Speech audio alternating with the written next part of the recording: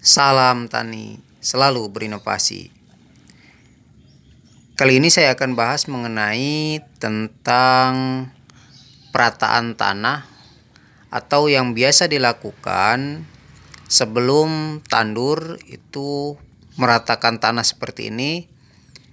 Ini sebenarnya sederhana tapi manfaatnya sangat bagus sekali buat tanaman. Di antaranya ketika tanah rata, itu pertumbuhan tanaman juga akan rata karena memang penyaluran air atau pemberian air itu dalam satu area lahan itu merata. Jadi tidak ada yang kena air atau yang satunya tidak terkena air. Nah, kalau memang seperti ini tidak diratakan, bisa dilihat saudaraku sekalian, yang sebelah ujung itu ada airnya dan yang sebelah sini tidak ada airnya karena memang lebih tinggi daripada yang sebelah ujung. Dan itu kalau tidak diratakan, pastinya pertumbuhan tidak akan merata.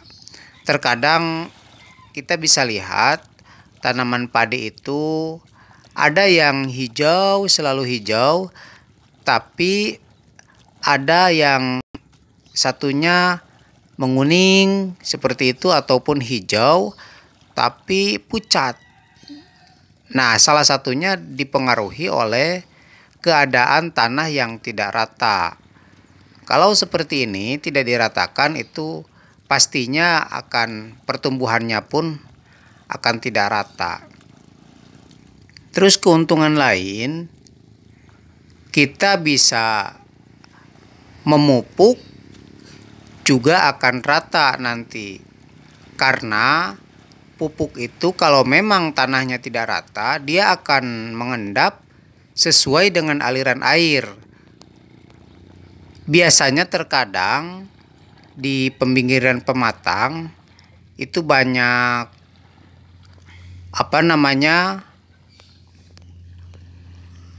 keyep kalau bahasa saya ya, atau kepiting tanah. Nah, ini lumpurnya juga sudah bagus, jadi lebih enak untuk diratakan, dan pinggirannya seperti ini supaya keong tidak naik ke atas ya. Jadi dia tidak akan naik ke atas kalau memang saluran pinggirnya dibikin parit seperti ini ya. Jadi air hanya berada di pinggir. Kalau memang airnya dikeringkan tengahnya, jadi pinggiran masih ada air. Karena terkadang kepiting tanah itu dia suka melubangi pematang, dan yang masuk air sebagian kecil yang masuk itu tidak akan ke tengah kalau memang kita menginginkan areal tengah itu kering ya. Kalau saya pengairannya menggunakan intermittent atau terputus-putus sebagai budidaya, kadang diairi, digenangi, tapi ada waktunya di mana membutuhkan pengeringan.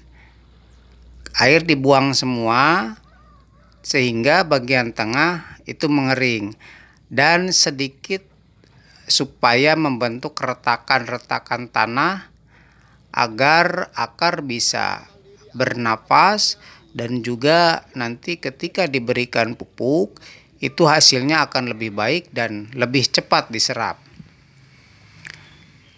Nah, ini kalau memang lumpurnya sudah seperti ini, itu sudah bagus sekali gitu. Nah, kalau saudaraku sekalian menggunakan sistem intermittent atau terputus-putus pengairannya, bisa dilakukan seperti ini. Salurannya nanti diadakan parit di pinggiran, dan kalau memang sudah ditanami atau ditanduri tanaman padi, tengahnya nanti juga bisa dibuat parit-parit supaya mempermudah tanaman mengisap unsur hara sebagai pertumbuhannya, dan di tanaman pinggir biasanya itu lebih bagus. Kalau memang di tengah juga bisa lebih bagus kita buat parit-parit seperti itu. Nah, parit seperti ini di tengah juga bisa dibuat kalau ada legowo, ya bisa tarik ya, apa yang bisa berat. Kalau saya sih menggunakan pupuk kandang, biasanya ditarik nanti membentuk solokan ya, seperti ini, untuk solokan di tengah dan juga pinggiran, sehingga ketika dikeringkan itu akan kering semua dan lebih cepat proses pengeringannya.